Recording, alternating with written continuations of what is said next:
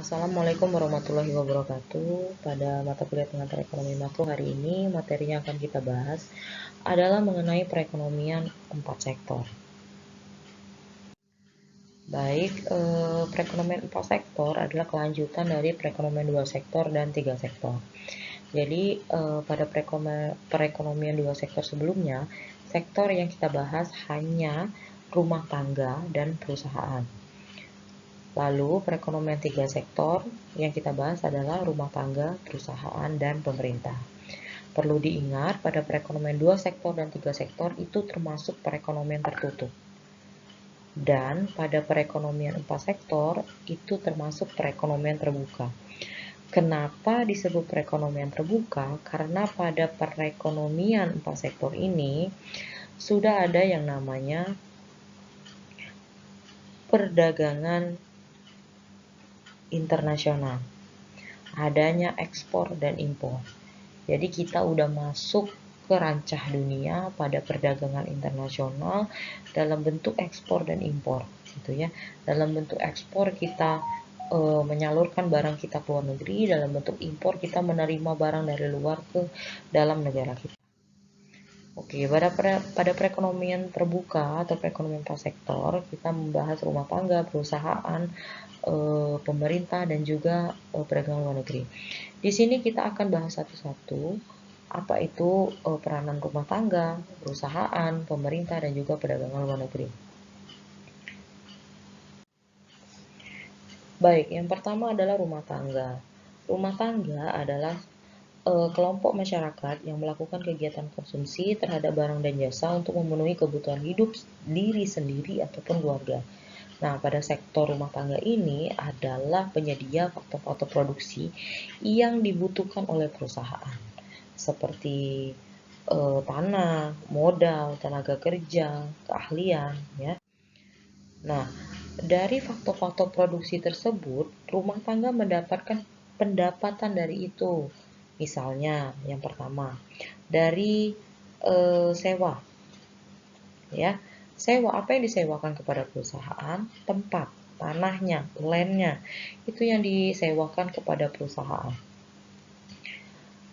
Yang berikutnya adalah upah. Nah, rumah tangga itu mendapatkan upah dari balas jasa yang mereka terima atas tenaga, atas jasa, atas tenaga yang mereka yang dipakai oleh perusahaan untuk kegiatan produksi. Berikutnya adalah bunga. Faktor produksi apa sehingga adanya bunga? Faktor produksi modal gitu ya. Jadi rumah tangga itu meminjamkan, jadi rumah tangga itu gini polanya. Jadi rumah tangga itu menabung uang di bank, ya. Jadi bank itu mengelola uangnya dalam bentuk penyaluran dana. Jadi mereka menyalurkan dananya kepada krediturnya yaitu perusahaan untuk apa? Untuk kegiatan produksi dari perusahaan tersebut supaya bisa berjalan, gitu ya. Jadi rumah tangga dapat apa? Dapat bunga, ya. Berikutnya adalah laba dan profit, yaitu balas jasa yang diterima rumah tangga dari rumah tangga produsen karena telah mengorbankan tenaga dan pikirannya dalam mengelola perusahaan.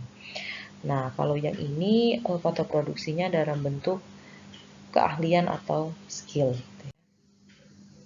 Jadi ada dua di sini peranan rumah tangga. Satu, rumah tangga itu sebagai pemasok faktor-faktor produksi. Seperti yang telah saya jelaskan sebelumnya, faktor-faktor produksi itu berupa tanah, modal gitu ya, keahlian, apalagi tadi, tempat, tenaga kerja gitu ya. Jadi itu adalah foto-foto produksi yang dipakai oleh perusahaan yang diambil dari rumah tangga. Rumah tangga pun mendapatkan keuntungan dan pendapatan dari itu gitu ya. Yang kedua adalah rumah tangga sebagai pemakai konsumen. Jadi rumah tangga itu bukan hanya sebagai pemasok atau produksi, tapi juga sebagai pemakai atau konsumen dari produk yang telah dihasilkan oleh perusahaan. Berikutnya adalah perusahaan atau produsen. gitu ya. Kegiatan produksi adalah usaha untuk menghasilkan barang dan jasa guna memenuhi kepentingan orang lain. Menghasilkan barang dan jasa. Barang dan jasa di sini dalam lingkupnya adalah produk ya. Produk itu adalah barang dan jasa. Jadi peran perusahaan dalam kegiatan ekonomi satu sebagai produsen.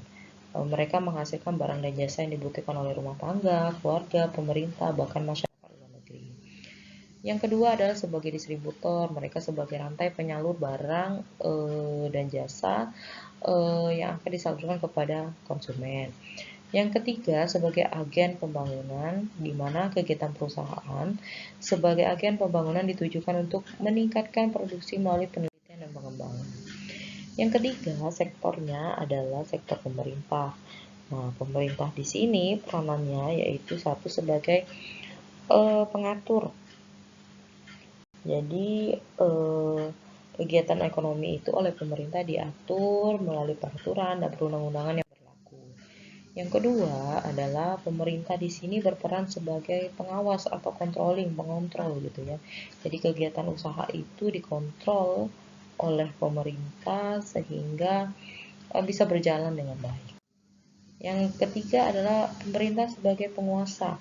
Artinya pemerintah memiliki alat pemaksa bagi tersenggalanya ketertiban di dalam masyarakat, yaitu adanya peranan polisi dalam kegiatan perekonomian. Yang keempat, peranan pemerintah sebagai konsumen. Jadi pemerintah itu bisa sebagai konsumen. Untuk menjalankan tugasnya, pemerintah memerlukan berbagai macam barang dan jasa. Terakhir, pemerintah sebagai produsen atau investor. Nah, kenapa disebut perekonomian terbuka? Karena di sini ada perdagangan luar negeri. Perdagangan luar negeri dalam bentuk apa? Ekspor. Ekspor itu apa sih? Ekspor itu adalah barang dan jasa yang diproduksi di dalam negeri dan dibeli oleh penduduk negara lain gitu ya, itu ekspor. Impor ini adalah kita barang dan jasa yang dari luar itu dimasukkan ke Indonesia. Jadi produk-produk yang kalian beli, misalnya pakaian, buku dan segala macam. Ada made in-nya. Kalau made in China atau made in Thailand misalnya, berarti itu merupakan produk impor. Jadi produk itu yang dimasukkan dari luar ke Indonesia. Terkadang produk-produk impor ini harganya malah lebih murah dibandingkan dengan produk-produk dalam negeri gitu ya. Ekspor neto disimbolkan dengan X, ekspor X, impor M. Baik, di sini bisa dilihat ada fungsi ekspor dan juga fungsi impor ya. Fungsi ekspor itu seperti halnya variabel investasi, variabel ekspor bersifat eksogen. Sebenarnya ekspor dipengaruhi oleh beberapa faktor seperti tingkat pendapatan nasional, cadangan devisa, kapasitas perekonomian, dan lain-lain. Dalam perekonomian pendapatan nasional, variabel ekspor diasumsikan tidak dipengaruhi oleh faktor-faktor tersebut. Berikutnya adalah fungsi impor. Fungsi impor dapat dibedakan menjadi dua bentuk, yaitu impor otonom atau impor yang nilainya tidak dipengaruhi oleh variabel lain, dan impor yang nilainya dipengaruhi oleh tingkat pendapatan. Oke, kalau yang ini mungkin bisa dibaca sendiri ya nanti. Berikutnya ini adalah rumus atau persamaan dari pendapatan nasional pada perekonomian 4 sektor. Y sama dengan C ditambah I ditambah G ditambah dalam kurung X dikurang M. C di sini adalah konsumsi, I adalah investasi, G ini adalah pengeluaran pemerintah, X ekspor, M itu adalah impor. Sekarang kita masuk ke contoh soal, diketahui ya. Fungsi konsumsi C sama dengan 30 plus 0,7Y. Investasi I sama dengan 10. Pengeluaran pemerintah G sama dengan 15, ekspor sama dengan X sama dengan 25, impor M sama dengan 20. Tentukanlah pendapatan nasional keseimbangan untuk perekonomian 4 sektor. Penyelesaiannya di sini, pendapatan nasional keseimbangan kita masukkan rumus yang telah ditetapkan tadi. Y sama dengan C plus I plus G plus dalam kurung X dikurang M. X ini ekspor, M ini impor ya. Y sama dengan fungsi C masukkan di sini 30 plus 0,7Y ditambah fungsi investasi 10 ditambah fungsi pengeluaran pemerintah 15 ditambah ekspor 25, impornya 20. Y sama dengan 60. 60 didapat dari mana? Didapat dari konstanta yang ada ini ya. 30 tambah 10 ditambah 15 ditambah 5 dapatlah 60 plus 0,7Y. Sekarang kita samakan mana variabel dan mana konstanta. Y dikurang 0,7Y karena pindah ruas 0,7Y sama dengan 60. Y dikurang 0,7Y sama dengan 0,3Y sama dengan 60. Y sama dengan 60 dibagi 0,3, Y sama dengan 200. Berikutnya adalah konsumsi tabungan. C sama dengan 30 plus 0,7Y. C sama dengan 30 plus 0,7 dikali 200. 200 ini Y. 200 didapat dari hasil pendapatan nasional tadi. 200. C sama dengan 30 ditambah 140. C sama dengan 170. Selanjutnya adalah tabungan keseimbangan. Nah, karena yang diketahui tadi adalah fungsi C 30 plus 0,7Y, artinya untuk mencari tabungan keseimbangan, fungsi C ini kalian harus rubah dulu ke fungsi S. Rumusnya apa? Y sama dengan C plus S. Y sama dengan C plus S ya. Silahkan dirubah fungsi S-nya, akan dapat S sama dengan min 30 plus 0,3Y. S sama dengan min 30 plus 0,3 dikali 200. S sama dengan min 30 plus 60, S sama dengan 30. Baiklah, ini adalah materi perekonomian prasektor hari ini. Berikutnya, silakan kalian mengerjakan tugas. Yang pertama, buatlah resume dari materi hari ini. Jadi kalian buat resume dari awal sampai akhir. Jika ada penjelasan tambahan yang Ibu jelaskan, wajib dicatat di resumenya, ya. Yang kedua, hitunglah pendapatan nasional keseimbangan perekonomian prasektor jika diketahui.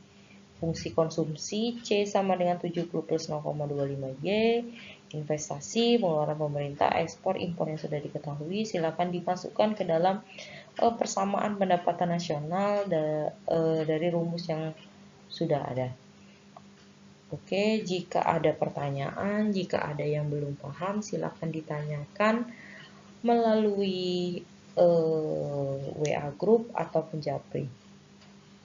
Tugas dikerjakan tepat waktu, dikumpulkan di classroom masing-masing.